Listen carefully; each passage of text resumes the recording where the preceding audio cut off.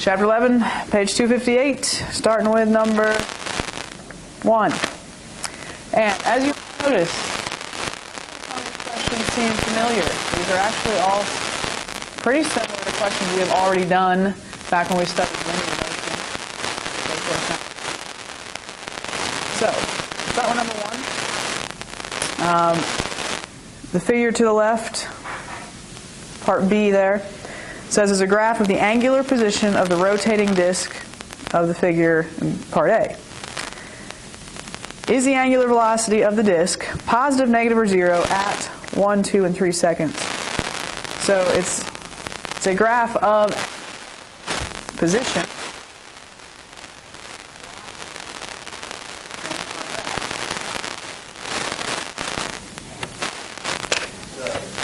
Slope. Oh. Slope is correct. So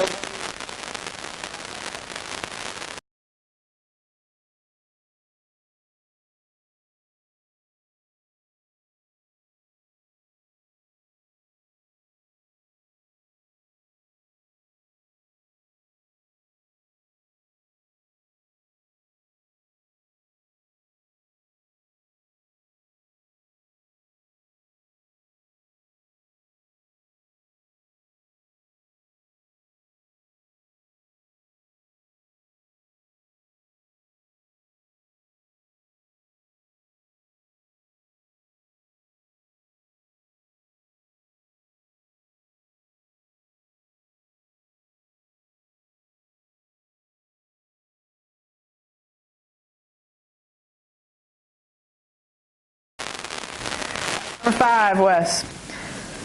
For which of the following expressions for omega of a rotating object do the angular equations of 11.1 apply, meaning the kinematics? And what is our rule for when kinematics can be used? Perfect. If the acceleration is constant. So that would be true in which case? Or cases? A. Yeah, good. A and C.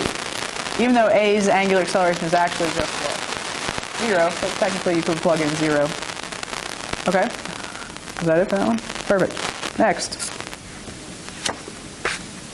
Got a guess? Come on. Okay, you're done guessing. This one's Thomas. All right, Thomas, we're doing 6. Okay, the figure below.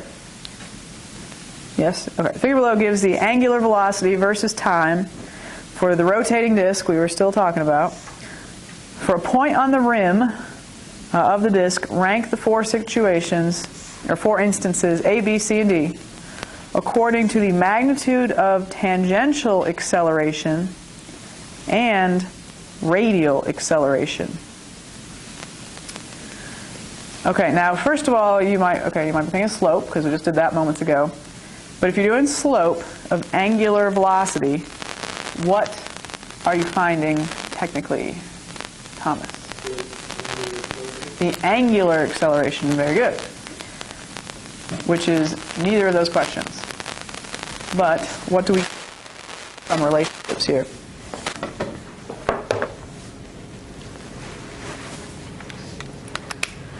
Do you remember the marching band equation?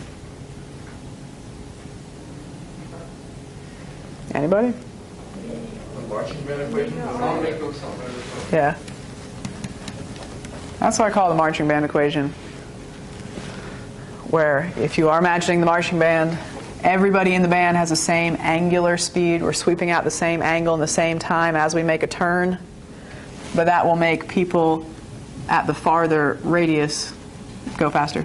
But similar to that, you can also apply that to tangential acceleration. You know, I think that's tangential velocity. Kind of the same thing. So, tangential acceleration is, of course, related to alpha. Angular acceleration, of course, we multiply it by the radius. But if alpha goes up, tangential acceleration goes up. So even though it's not exactly the same thing as slope, it's still related. So basically, which one has the steepest slope? And it says magnitude, so don't worry about negative signs. Okay, C then, and then what? Good, the other two are equal and 0. All right, then the radial acceleration, which is just another formula memorized.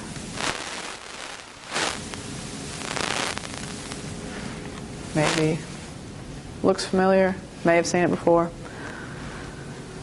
Radial acceleration, or the centripetal acceleration, was angular speed squared times the radius. So this is directly related to the omega value itself, not the slope, just whatever has the greatest omega. So what would be the greatest there? Good, B. And then? A and C are equal, and then D. Perfect. All right, number 7. All right, go ahead, Zach. Number 7. Picture the bottom of the page shows 4 gears that rotate together because of friction between them. Gear 2 has radius R, gear 3 has radius 2R, and the other gears have radius 3R. So R, 2R, 3R. Gear 2 is forced to rotate by a motor. Rank the 4 gears according to A, the linear speed of their limbs, and then their angular speed.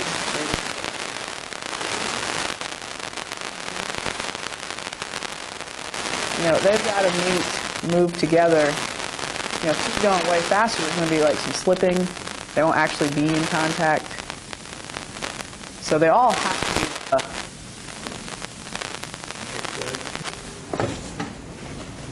because this is now opposite the marching band equation. Usually, well, I'm in the same equation.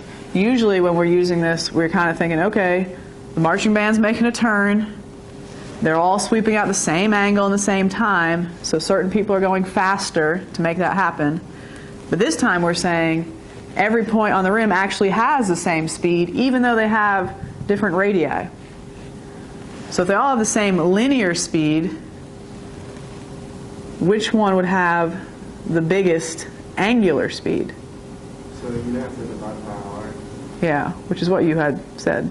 Okay, so 2. Yeah, so the smaller the R, the bigger the angular speed has to be. So 2. 3 and 1/4. There you go. All right, number 10. Oh. Brandon. Okay, 5 solids with identical masses are shown in cross-section below. The cross-sections have equal widths at the widest part and equal heights, but not necessarily equal thicknesses. A, which has the greatest rotational inertia about an axis through its center of mass and perpendicular to its cross-section? So coming out of that red dot, which has the greatest rotational inertia? Definitely the hoop. It says they all have identical masses. So if mass doesn't matter, it's just a matter of how far away that mass is from the center. So it's got to be the hoop. And B, what do you think? The least. That one says cylinder. Which is that Like a disc.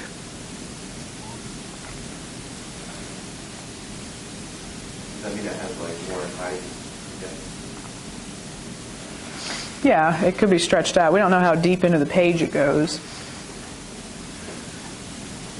But remember, guys, for the formula for a cylinder, like a disc, or even the formula for a slab, which we had for one of our homework questions, did the thickness of the slab ever matter? Even though that may have been given information, or does the thickness of the cylinder matter? Well, if they all have the same height at their highest point, that will only be 1 point on the sphere, and the cylinder will be every point. But if you're looking for the least, you're looking for the most, like, condensed. Well, Really. And yeah, I know we don't necessarily know the formula for, say, the prism, but yeah, it would be the prism. The prism is most compact. Just without trying to think of the formulas. All right, 2 more here, 12 and then 14. Connor. All right, number 12, Connor. Figure at the bottom, 1128A, shows an overhead view of a horizontal bar that can pivot about the point indicated. Two horizontal forces act on the bar, but the bar is stationary. If the angle between the bar and force F2 is now decreased from the initial 90 degrees, but the bar still does not turn, what happened to the magnitude of F2? Was it made larger, smaller, or left the same?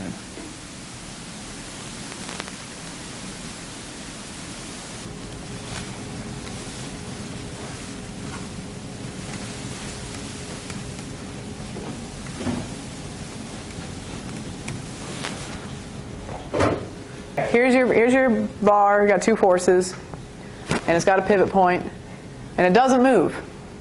So it doesn't move, what is in balance? What is equal? Or even if it were moving but at a constant angular speed. But no? Another rotational word we've learned that uses forces, but it's more than just the force. Maybe involves like a little R. Good. The torque is the same. Of course, with our right-hand rule, this torque is down, this torque is up, so they must be in balance as is. So if they're still going to be in balance, but you put F2 over here now, would it be bigger, like I drew it maybe? Would it need to be a smaller force to keep it still in balance? Or the exact same size? Well, that's not really the exact same size.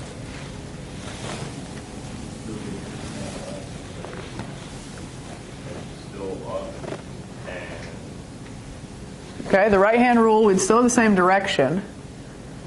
But remember, our torque formula is R cross F.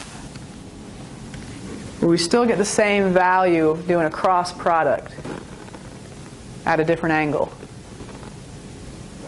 No, because you need the same, I mean, R is not changing, but you need the same perpendicular force.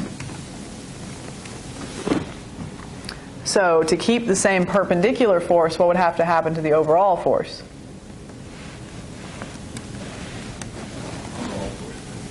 Exactly. So overall F2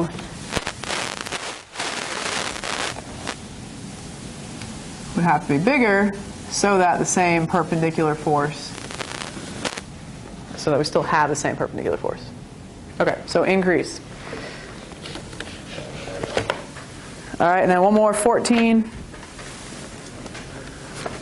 Let's go on to Erica.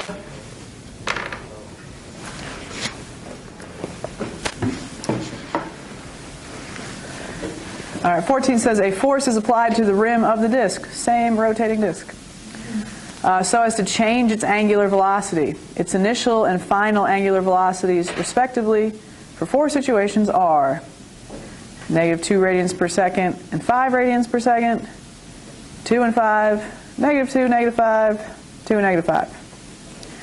Rank them according to the work done by the torque, greatest first.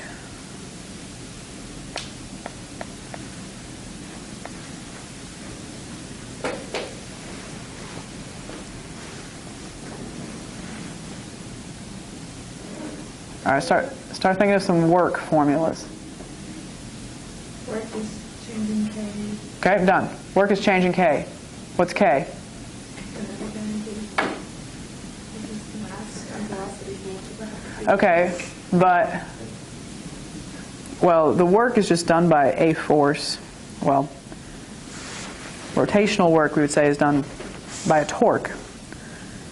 But you've got the idea. It's changing kinetic energy, but what is the kinetic energy formula for something rotating?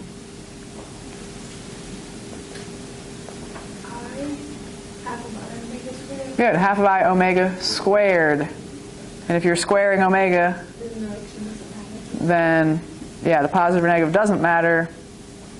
And all the answers are the same. All right, halfway done.